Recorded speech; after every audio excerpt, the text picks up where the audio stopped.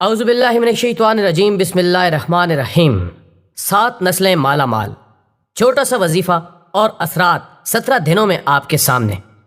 السلام علیکم میرے پیارے بھائیوں اور بہنوں، امید کرتا ہوں کہ آپ سب خیریت سے ہوں گے۔ اللہ آپ سب پر کروڑوں رحمتیں اور برکتیں نازل کرے۔ اللہ آپ سب کو ہمیشہ خوش و شاداب رکھے، آمین۔ امید ہے کہ ہمارے وظائف سے آپ سب کو بہت فائدہ پہنچتا ہوگا۔ آج میں آپ کے لیے ایک بہت ہی مجرب وظیفہ لے کر آیا ہوں۔ یہ ایک چھوٹا سا اور آسان سا وظیفہ ہے۔ دوستو، میری آپ سب سے ایک درخواست ہے کہ آپ کوئی بھی وظیفہ کر رہے ہوں اس سے پہلے درود پاک ضرور پڑھ لیا کریں۔ درود پاک کی بہت ساری فضیلتیں ہیں۔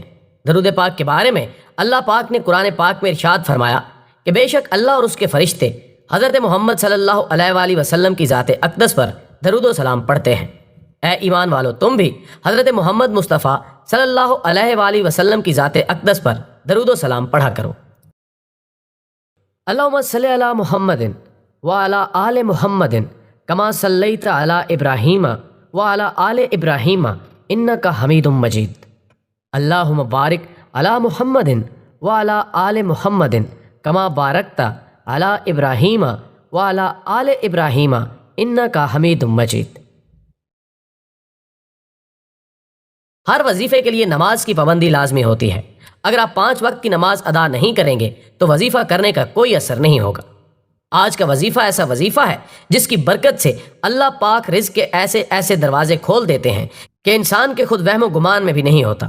وظیفہ یہ ہے کہ روزانہ بعد نماز عشاء 2 رکعت نفل صلاۃ حاجت پڑھ لیا کریں، اور نماز حاجت پڑھتے ہوئے آپ نے اپنی حاجت کی نیت کرنی ہے۔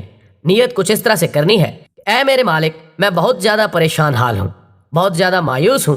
اے میرے مالک، تو مجھے اس دنیا میں کسی کا مقروض نہ کرنا، مجھے اپنی غیبی خزانے میں سے اتنا نوازنا کہ میں تیرے راستے میں خرچ کر سکوں۔ یہ نیت کرنے کے بعد 2 رکعت نماز حاجت ادا کریں۔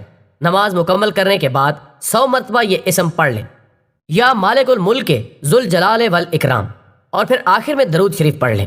اس عمل کو آپ نے تب تک جاری رکھنا ہے جب تک مطلوبہ رزلٹ نہ مل جائے۔ خیال رہے کہ مکروہ وقت میں یہ عمل نہ کیا جائے۔ خواتین اپنے ایام مخصوصہ میں یہ عمل نہ کریں، پاک صاف ہو کر ہی یہ عمل کیا جا سکتا ہے۔ انشاءاللہ آپ کو واضح فرق نظر آئے گا۔